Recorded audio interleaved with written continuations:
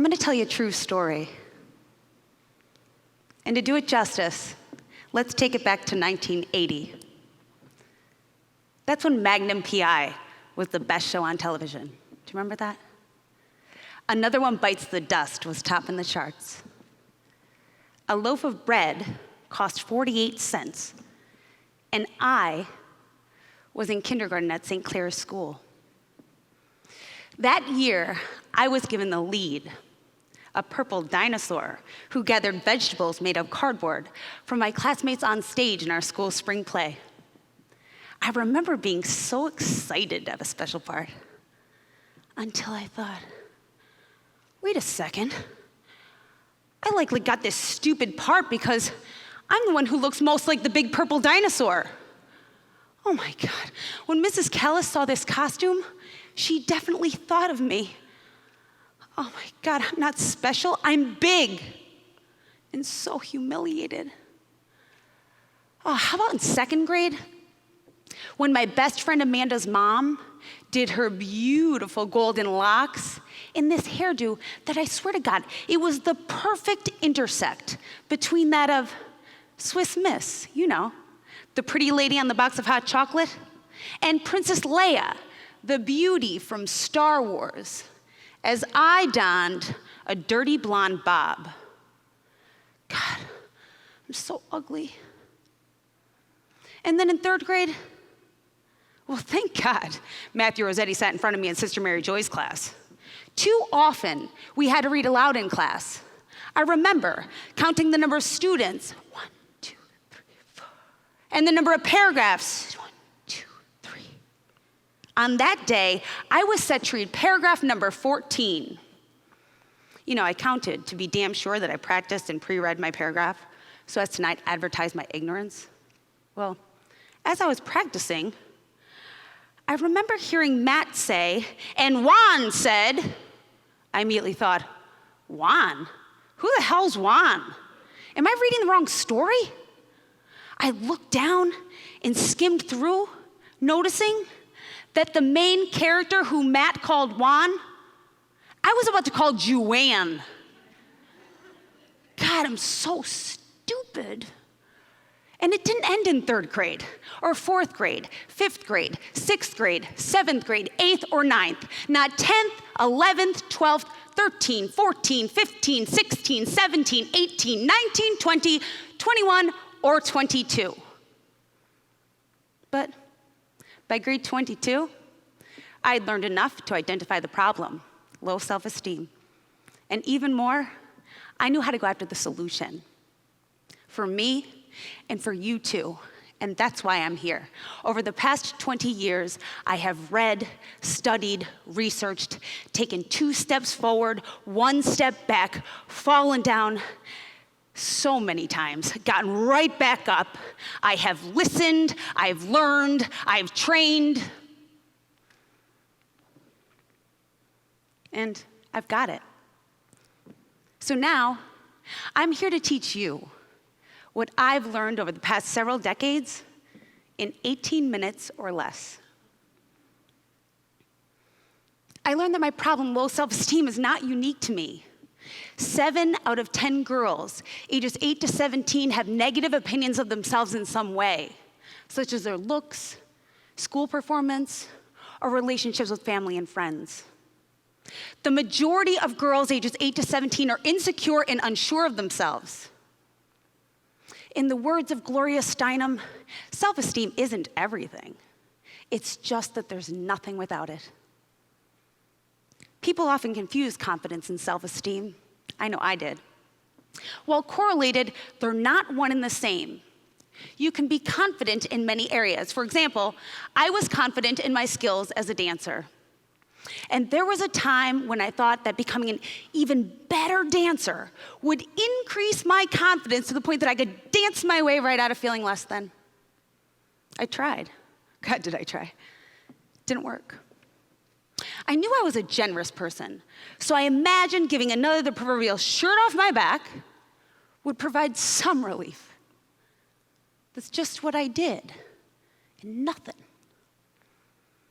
I was confident that I was a good sister. And to avail myself the sense of self that I only felt around my brothers, I followed them and nudged my way into their activities as much as possible. And they'll attest to that. But still, I had very low self-esteem. So you see, when I learned that confidence is a feeling of self-assurance that arises from the appreciation of one's abilities or qualities doing, while self-esteem is confidence in one's own worth or value being, a light bulb went off. Well, that's the reason I'd been trying so hard and not getting any satisfaction. You see, I could be good at all this stuff, really good, and still not feel good enough. So I read every study and book I could find on increasing self-esteem. Much of the research pointed to the cognitive behavioral skill sets that I had learned about in class. Cognitive behavioral therapy tells us that thoughts lead to feelings and feeling leads to action. So if we want to change what we're doing, we've got to change how we feel. To change how we feel, we've got to change how we think. To feel differently, we've got to think differently. That was another light bulb. I knew I had to get familiar with my thoughts. Each of us has both positive and negative thoughts. And those of us with low self-esteem have a negative thought voice or inner critic that's more vicious and more vocal than others. I named my inner critic in an effort to externalize the voice so that I would no longer confuse that as being a part of me. I chose the name Stuck, because if I continued to listen to its banter, I'd be just that, stuck for life. From there, anytime I felt, I'd go to my thoughts. I'd think, well, what is Stuck saying? Stuck, hello, shoot. It doesn't feel like I'm thinking much of anything. I just feel, I'd remembered reading in Self-Esteem 3rd edition by McKay and Fanning that sometimes the assassinations of the inner critic are so interwoven into the fabric of our thought that we don't even know that they're there. I had to try harder, and I did. It helped, but not enough. It seemed there were some thoughts that played on repeat, like they just wouldn't quit. I've come to call them stickler thoughts. For the sticklers, I realized I had to dive deeper into the CBT literature, and voila, there was light bulb number 3.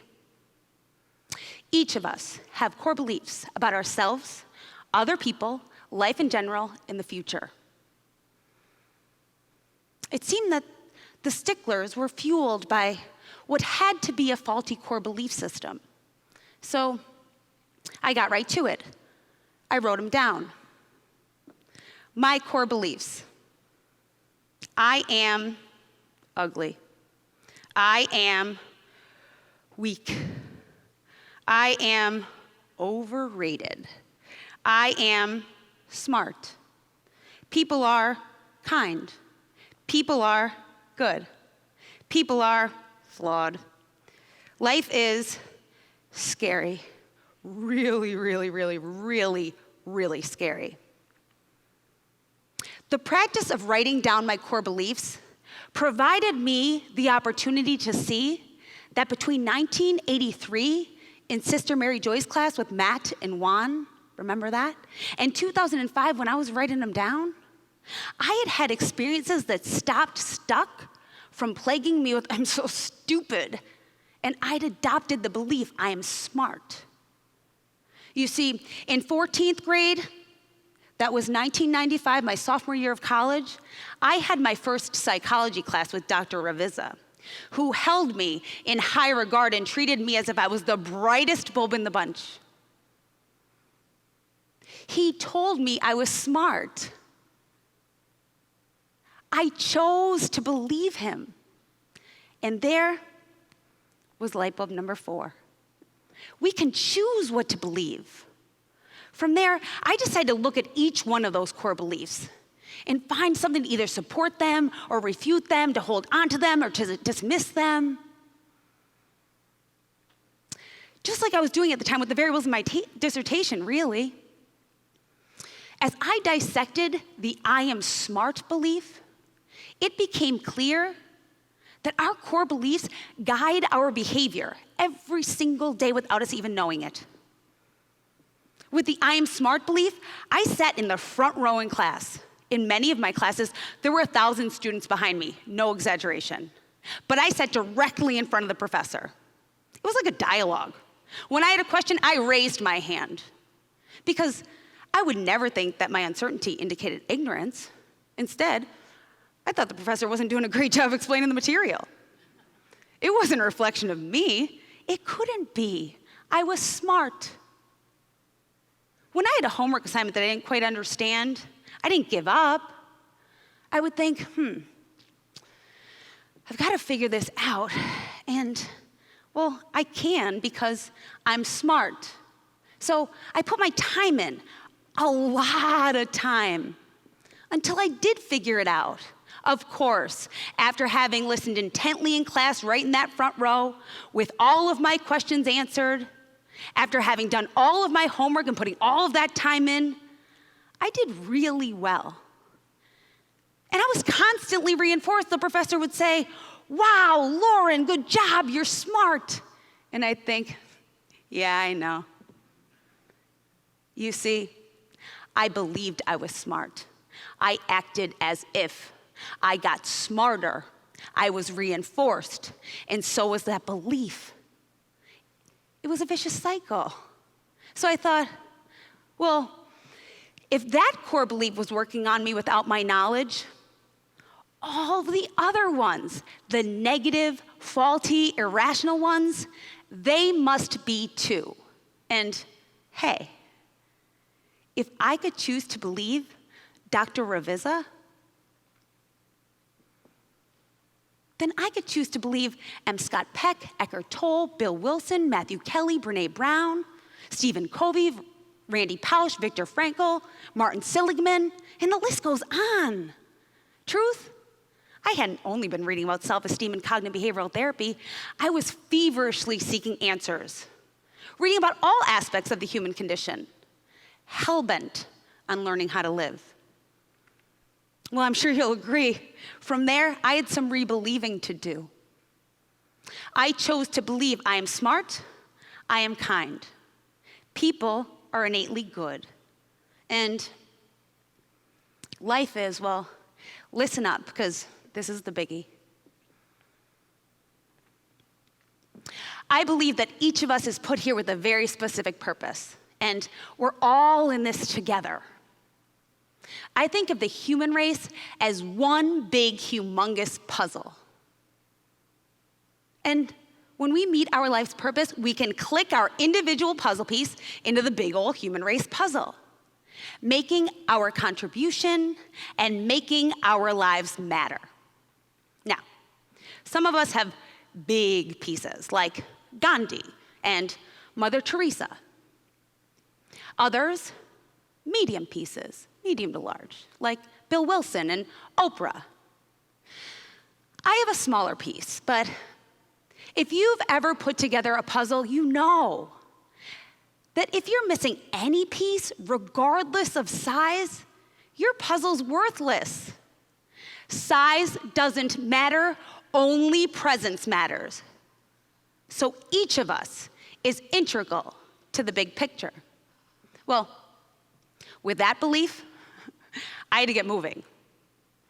How was I going to meet my purpose? How was I going to do it? Where was I going to start? And wait, what the hell was my purpose anyway? I'd remembered reading that each of us is born with everything we need to get through life in a healthy and happy way. So I figured, I must have everything necessary. I just had to figure out how to get to it. I'd also remembered reading about the various aspects of self, namely, real self, who you are today, and ideal self, the person you want to become. I could see ideal Lauren in my head. Like, I could see her, I could feel what it would feel like to be her. Interestingly, ideal Lauren didn't have anything that real Lauren lacked. But she was free from all the stuff that was getting in real Lauren's way. She had all of her strengths and none of her weaknesses. So I thought, well, how the heck am I going to become more like ideal Lauren? Because I bet ideal Lauren is the Lauren that can meet that purpose, right? So I decided to treat myself and my life as I would an experiment. You see, I knew how to do experiments. I just didn't know how to do life. So I treated myself like my dissertation. Independent variable, Lauren. Dependent variable, the world. The study would be called The Effect of Lauren on the World. The hypothesis was that Lauren had the potential to do great things, sans the noise. You see, when conducting a study, the first thing you need to do is control for all confounds or noise, the things that could potentially get in the way of seeing the true impact of the independent variable on the dependent variable. So I thought, to do that, I'm going to have to maximize my strengths and minimize my weaknesses. Pronto. I'd remembered reading in one of Matthew Kelly's books about the 4 aspects of a human being: physical, spiritual, emotional, intellectual. That ideal Lauren that I had pictured in my head, she was balanced in those 4 areas. And I went as far as to think that honing these aspects of me would decrease the noise, get all real Lauren stuff out of the way, enough to find significance. So I got started reading, learning, integrating, taking action. I did something in each area every day, basically. Physically, I began eating nutritiously to fuel my brain and my body. No more cheese fries and skipping lunch.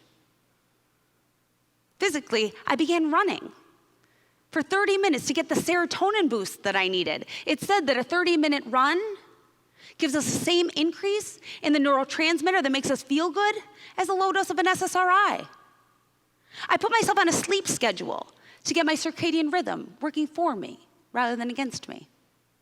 Emotionally, I committed to managing stuck using CBT skill sets. I began using healthy coping skills versus my old standby unhealthy coping skills that I've come to call shiny apples. Shiny apples are those things that grab your attention. And you think that one a day would keep the doctor away because they feel so damn good, or at least they make the bad feelings go away for a little bit. But it's those self-destructive distractions that keep us from meeting our goals. Shiny apples come in the form of unhealthy relationships, toxic friendships, cutting, eating disordered behaviors, body image concerns, drugs, alcohol, you get the point. Spiritually, I began to practice mindfulness and the 12-step principles.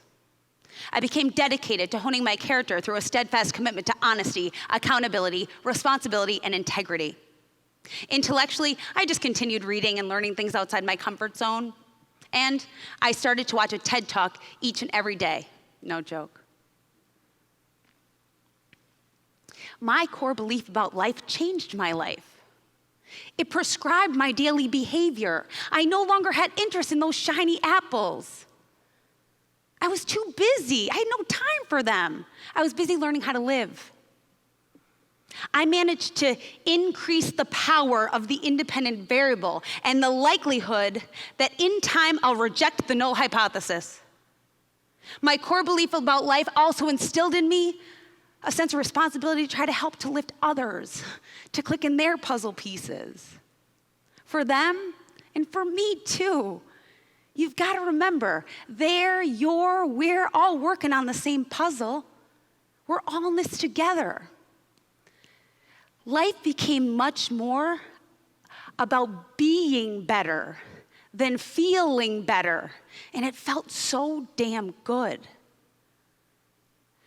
In my search for significance, I found my true self, and with that came self-esteem, confidence in my own value, regardless of effect size. And that's light bulb number 5. Our power is in our presence. Our duty is to get here. By this time, it was 2009. Mad Men was the best show on television. Poker Face was topping the charts. A loaf of bread cost $1.77, and my daughter Ava was in kindergarten at St. Clair's School. I got a do-over. To re-experience those years as Ava lived them, and this time, I was here. Light bulb number 1, self-esteem is confidence in your own value. Light bulb number 2, to feel differently, you've got to think differently. Light bulb number 3, core beliefs guide our behavior. Light bulb number 4, you can choose what to believe. Light bulb number 5, our duty is to get here. In the study, the effect of Lauren on the world continues. And listen, this study, it's not about me. Who am I? It's about us. You know, just yesterday I was practicing this talk for my mom, and she said, you know, at parts, you might sound a little harsh and angry. You might want to tone it down a bit. Harsh and angry, no. Passionate, hell yes. She's my mom. She wants you guys to like me. But I'm me, and I want you to like you. I've been there. Now I'm here. Here's better. So I want you to hear me. And tone it down? Not a chance in hell. Do you know how sick I am of toning myself down? Trying to strike that balance between not enough and too much? 7 out of 10 of you do. I have girls coming to me every single day saying, I'm not special, I'm big. Saying, God, I'm so stupid. Saying, oh, I'm so ugly. I get it. But now it's 2016 and I'm here. Allow me to serve as your light bulb number 1. Decrease the noise, increase your power. Start with lifestyle, eat, sleep, exercise. Identify the inner critic, name it, tell it to shut up. Choose to believe in you. With puzzle piece in hand, I summon you to get here. Here's where you feel your value. From there, your purpose flows.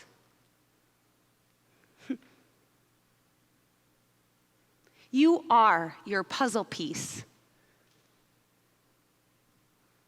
Make your life matter, and in doing so, you will make my life matter too. That's how this thing, life, works.